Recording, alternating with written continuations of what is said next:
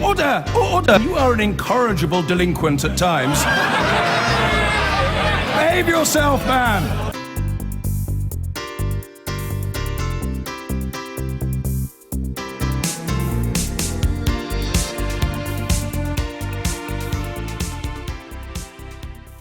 TV News has learned that almost two-thirds of councils across Britain have ramped up their prices for waste disposal from households and businesses.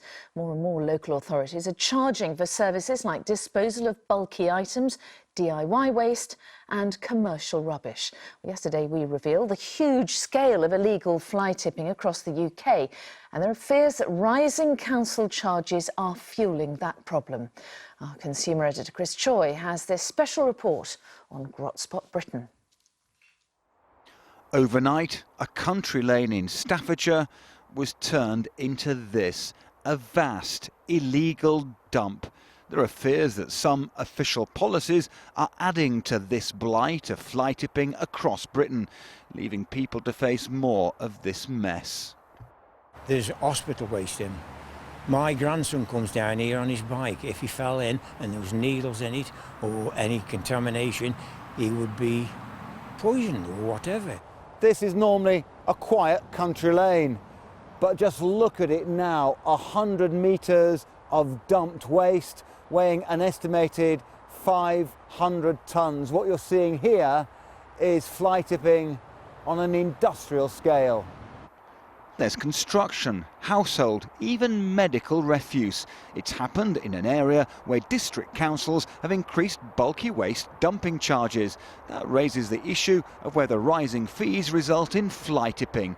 Perhaps not on this extreme scale, but still a concern for those who encounter it. What we don't know is what's inside this. No, it could be hazardous, couldn't it, or toxic, or you don't even know what's underneath it. And it smells as well. 323 councils around Britain responded to our Freedom of Information requests on waste disposal charges. Some have introduced fees for household DIY waste, including Leicestershire, Bournemouth and Bracknell Forest. Our new findings also show prices for dumping commercial waste were up by as much as 15% at councils including Merthyr Tydfil, Gedling and Ealing. And we found councils have also increased charges for disposal of bulky waste up to 15%, including Wakefield, Highland and Derbyshire Dales. In the corner of a pleasant Essex field, we filmed this, illegally dumped waste towering 10 feet. This is one of the areas where construction and commercial waste is now banned from county council recycling centres. Another policy, some say, increases fly tipping. Well, it will fuel the problem quite a lot, yeah, because where are you going to take it, apart from sites like ours? Councils say there's no excuse for criminal fly tipping and no evidence their policies add to it. But around Britain, wherever there are these grot spots, there are also demands that more is done to prevent them. Amazing pictures, aren't they? What's the government said about this problem? Well, it's got really fascinating because I spoke to the Department for Communities and Local Government and they told me that those charges for DIY waste are against the rules.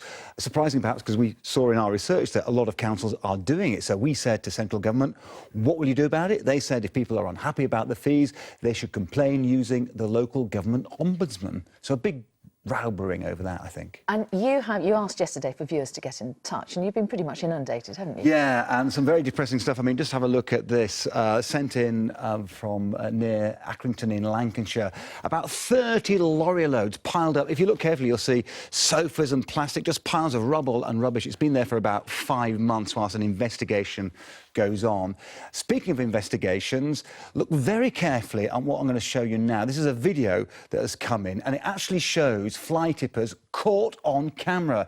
They haven't been caught in real life yet, so look and see if you can identify these characters. The council in Hammersmith and Fulham is looking for these people. We're also sent this video by a viewer showing the terrible mess they left behind. About 100 tonnes, would you believe, of building waste and rubble. And what is really galling for everybody living in that area is the clean-up costs there will be about £40,000. Another way that this problem is costing us all. Amazing, isn't it, Chris? Thank you very much.